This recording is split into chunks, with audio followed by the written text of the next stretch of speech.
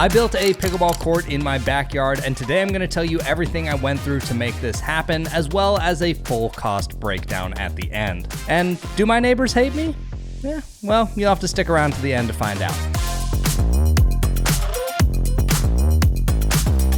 Okay, this is not going to be an in-depth guide about every single thing you need to know when it comes to building a pickleball court. However, I will have 2 resources linked down in the description if you want more information. One of those is a Facebook group where people talk all the time about building backyard pickleball courts. That's where I learned a lot. And I also did an interview with the owner of that Facebook group who has a lot of great insight when building your court. But with that being said, there are a few things that I think people should probably know if they're going to build a court, because there were a few things when we bought our house that we got pretty lucky with that I didn't know beforehand. First, you should just find out with your city if you're even allowed to build a pickleball court. I just emailed someone from our city and said, hey, can I build a pickleball court in this city? Next, you need to find out if you need a permit for building that pickleball court or not. Thankfully for my area, we did not need a permit. Next would be the setback distance from your court to the property line. This is something I wasn't super aware when buying a house, and afterward we got very lucky because we had just enough space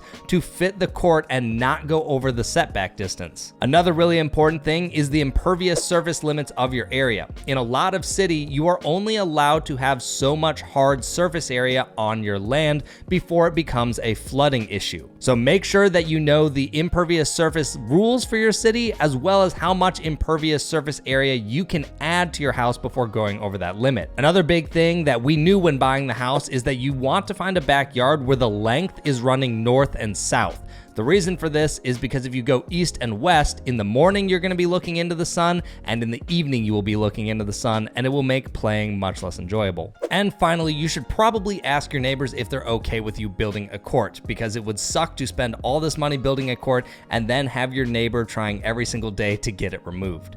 Okay, now let's talk about contractors. This is something you're going to want to do a lot of research before you go and build the court, because this can be one of the biggest make or break things about building your court. I would highly recommend doing a bunch of research to find out what builders are in your area, find out if anyone has used those builders, and if they have used their builders, I would ask to see the court and ask how it's been holding up. I'll tell you a quick story about one of my friends. He ended up getting 2 bids for his concrete. One was more expensive and one was on the cheaper side. So he went with the cheaper contractor, and after the contractor finished, the court was so bad and completely unusable that he actually had to tear up the entire court and then pay the more expensive contractor that he got a bid from to finish the job. This ended up being a huge setback for him, not only financially, but also time to be able to use the court. So please, please, please, if you're gonna do this, do your homework and find a good contractor that has actually built pickleball courts before. It's going to be significantly less stressful for you if the people actually know what they're doing. And naturally, if you find people who know what they're doing, they're gonna be more expensive. But if you're building a pickleball court, I think you just need to accept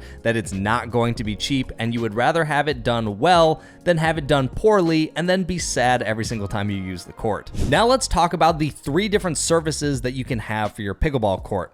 There's asphalt, concrete plus rebar, and then post-tension concrete. Asphalt is probably going to be the worst option that you can pick. However, it is the cheapest. But asphalt tends to crack pretty quickly. I have seen some pickleball courts built with asphalt in my area, and after a year, they're really not looking that great. So there's probably going to be a lot of maintenance costs associated if you do asphalt, which is going to offset the initial cheaper price anyways. Then the middle option, which is concrete plus rebar, is going to be more expensive than asphalt, but hold up significantly better than asphalt. I think this is a great middle ground option. However, the gold standard that everyone should aim for is post-tension concrete. This is going to be the strongest concrete pad that you can do and also give you the least amount of hassles.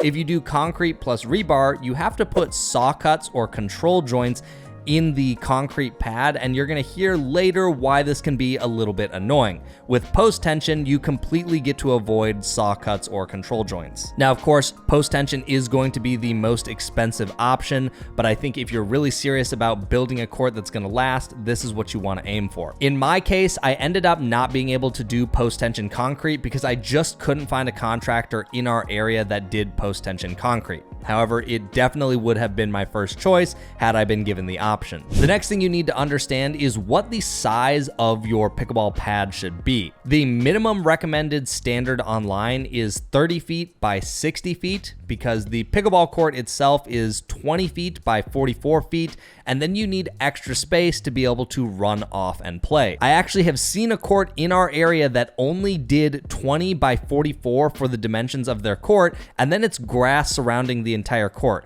So as soon as you step off the baseline, you are standing in grass. I still don't know to this day if that was intentional or if they just didn't know the dimensions of the pickleball court and that they needed extra runoff space, but yeah, that wouldn't be very fun to play on. The common recommended ideal dimensions are 34 by 64. This should give you ample amount of space on the sideline as well as the baseline. For my pad, I ended up doing 35 by 65 just to give myself a little bit more extra space on the court. And with this size pad, I've not had any issues running off of it, but I don't have a fence around my court. If you do put a fence around it, keep in mind that this is going to take away some of the usable space for the court, because now instead of swinging backwards near the fence and having nothing in your way, you have a fence blocking you. So that can make the court feel a little bit tighter if you do put a fence in. All right, now let's talk about the process of actually building the court.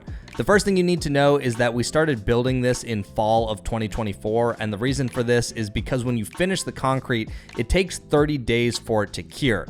So I knew we weren't going to have it painted and usable in this same year, but I at least wanted the concrete to be done and cured so that way when spring came, all we had to do was paint it and we could immediately start using it. And the first thing we had to do before starting the concrete was actually removing these 2 large trees. Unfortunately, if we had built the court around the trees, we would have been over our setback limit, so these did have to come out. The next step was the excavation before concrete could start. So this part was really stressful because there was giant machinery in my backyard. It was extremely loud for probably a week or so, and my backyard just looked like a bomb went off. At this point in the process, I was questioning everything. Had I made a giant mistake?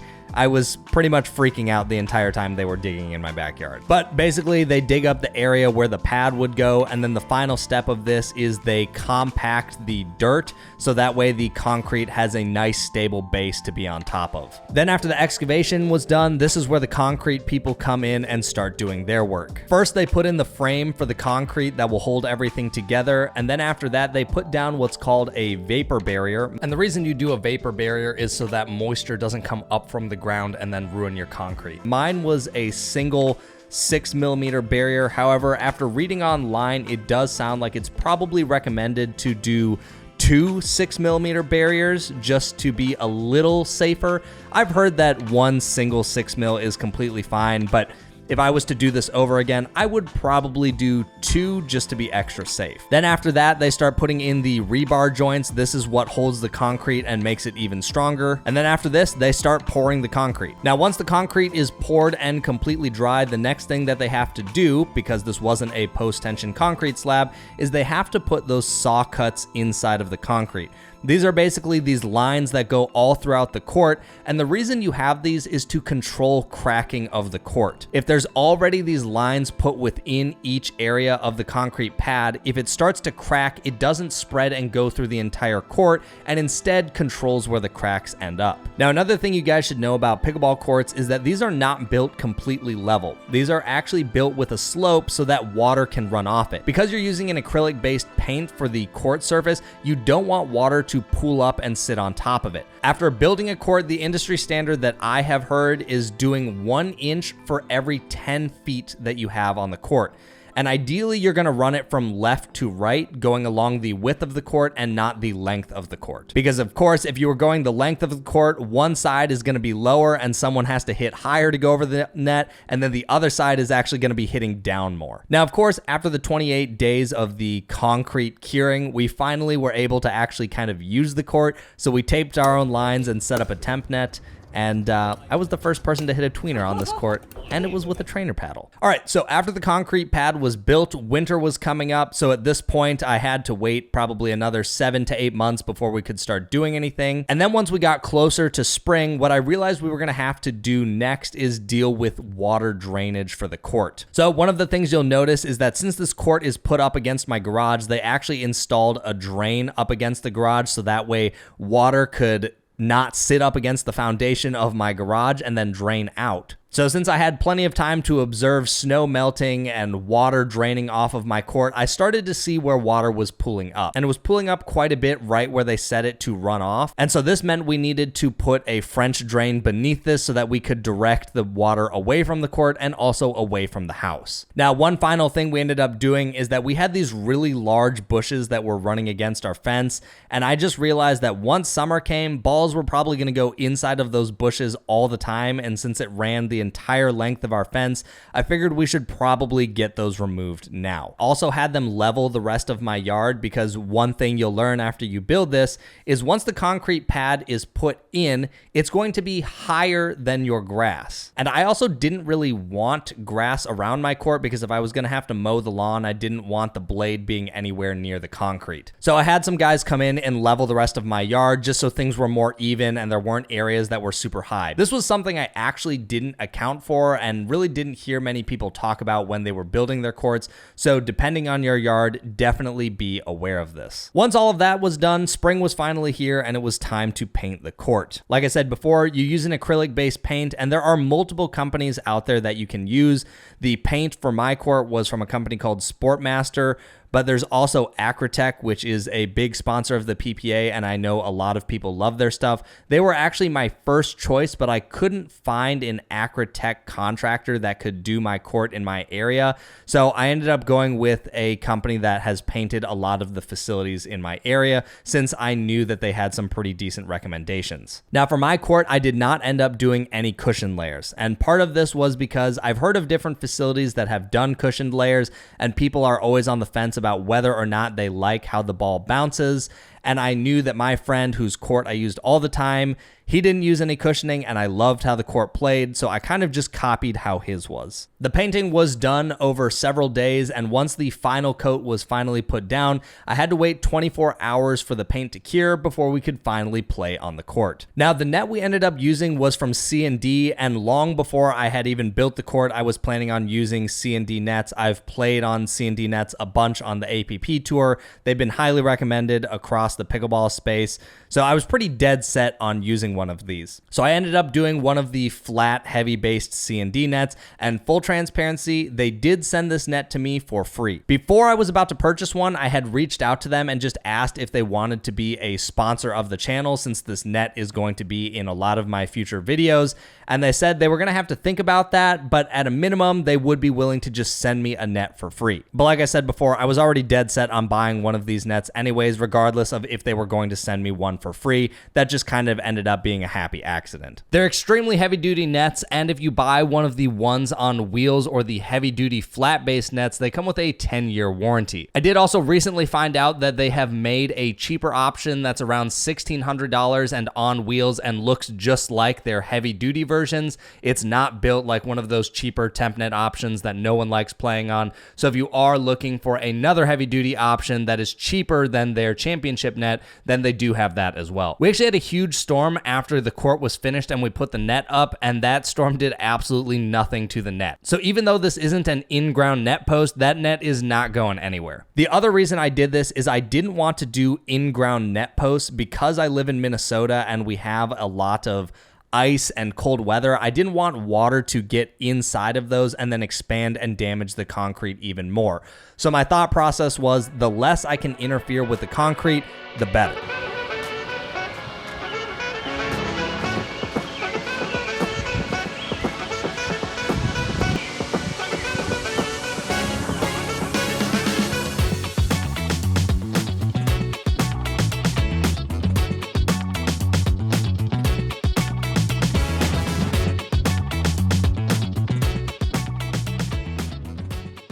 All right, so now that you guys saw the process of actually building the entire court, I'm gonna give you the total cost breakdown as well as some lessons I learned and things that I would probably do different now that I know more information. First, the excavation was $7,315. Then the concrete itself was $24,000, and then the paint was $8,877. And finally, if I had bought the C&D net myself, that would have been an additional $2,649, for a grand total of $42,841. Now keep in mind, your price across the country is going to vary. You can always find labor for concrete or painting that's cheaper or even more expensive. It just depends where you are and the contractor that you find. All right, now I just want to talk about some lessons I learned while building this. Only thing I wish I had known a little bit more so I could maybe push back on was how much the court was sloped. Like I mentioned before, you want about 1 inch for every 10 feet of court. My court is 35 feet wide, so that means from the highest point to the lowest point would be a 3.5 inch drop. And I don't know exactly what slope they ended up doing, but I think it was a lot more aggressive than it needed to be, because when I'm standing on the court and looking at the other end, I can definitely tell it's sloped, and it surely has to be more than 3.5 inches.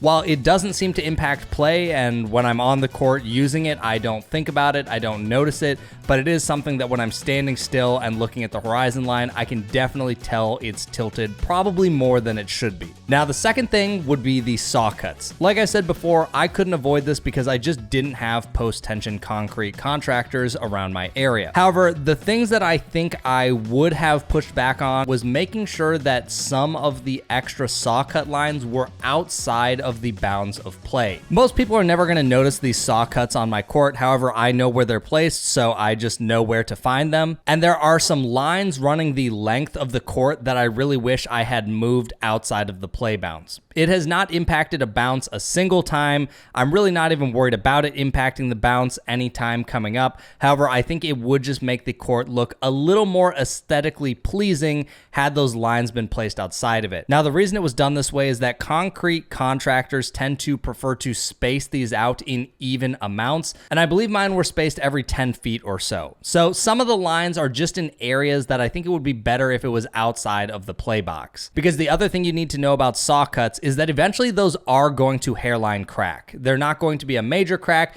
They shouldn't even impact the bounce. However, they will be a visible crack on the court. And so I just think if that was outside of the playing area, it would look visibly less annoying, but that's something I'm thinking about, a year, 2 years from now. All right, so now I'm just gonna go over some commonly asked questions that I got on Instagram. And the number one comment I got, and I'm sure that I am going to see in the comments, is, do my neighbors hate me? Or how long is it going to be until your neighbors hate you? And I am happy to say that so far, none of them are angry about it. And 2 of my immediate neighbors are retired and at home all day. In fact, one of my neighbors is in his backyard almost all day, every single day, and he frequently sees me outside on the pickleball court. Now, when we were buying this house, I was well aware of wanting to be considerate to my neighbors, right? I think as much as pickleball players like to pretend that pickleball is not an annoying sound, to a lot of people it is. If you don't play the sport, it is just an annoying sound, especially if it is constant all day long. Do I dislike it? No, but if I didn't play pickleball, yeah, I might find it a little bit annoying. So after having the court built for about 3 weeks now, I have asked my neighbor that's in his backyard, can you hear it in your house? And when you are outside, does it annoy you? And 1, he said he can't hear it in his own house. And 2, when he's in his backyard, he doesn't care because he loves the sound of pickleball. Now, I feel like I got extremely lucky here because he has no desire to even play pickleball. So I do feel very lucky there. Now, I do have another neighbor, like I said, that is retired, and when they heard we were building the court, they weren't super pumped about it. However, I think some of that was being a little preemptive and thinking the sound might be worse than it is, because since building the court, there has been 0 complaints, and after the initial conversation, there hasn't been anything else about the court being annoying. And to be honest, I'm doubting they can even hear it in their house. I have ran extensive sound tests to see how annoying this might be, just so I can be considerate to my neighbors, and so far it's not bad at all. If I'm in my house house, I can barely hear it. In fact, this window right here, right out there is where the court is, and I can hear it through that window, but if I go outside of my office to the rest of my house, it's pretty much completely inaudible. Especially if I'm at the front of my house, I can even open some windows and I still can't hear it. I've also ran tests where I walk all around my block while people are playing just to see how loud it might be. And I'd say once you get about 4 houses away from the court, it's really hard to hear. And when you factor in the normal noise of the neighborhood, like lawnmowers, kids out on their bike, dogs barking, honestly, I think it just kind of blends in. So to answer the question, no, none of my neighbors hate me for it so far. And in fact, one of them is pretty pumped about it and they don't even want to play. The next question I got is, why didn't I put a fence around the court? And for me, it's just because our backyard really isn't big enough to justify putting a fence around it. I think with already having a large fence in the backyard, putting another one around the court would just look really awkward. If we had a significantly larger backyard that was maybe 2 or 3 times the size that it is, then yeah, I would definitely want to fence it. But I think when you have a certain size backyard, it just looks a lot more awkward. Yeah, balls kind of go all over the place, but if we're drilling, we just have a large basket and then we go pick them all up when we're done. Another one that I got a lot was, why didn't you put lights on the court? And there's a couple reasons for this. The way that I'm using the court is not the way that most pickleball players would use it. Of course, I'm having friends over, I'm letting them play on the court, we're all playing some games, but a lot of times what it's really being used for is for me to be able to test paddles quickly, to walk into the backyard and do some one-on-one hitting and get some paddle testing out of the way. And a lot of my paddle testing is done in the early afternoon, and by the time I get to evening, especially late evening, I don't even want to play anymore because I'm on the court so many days a week that my body is honestly just exhausted by the time I get to 9 or 10 p.m. And also, with lights in the neighborhood and playing at 9:30, 10 p.m., even 11, that just seems like it would be really annoying. Also, my city noise ordinance is 10 p.m. So, okay, even if I was going to play a little bit in the dark from 9 to 10, it just doesn't feel worth it to me. So a lot of the court is focused around work for me and less about casual enjoyment all the time.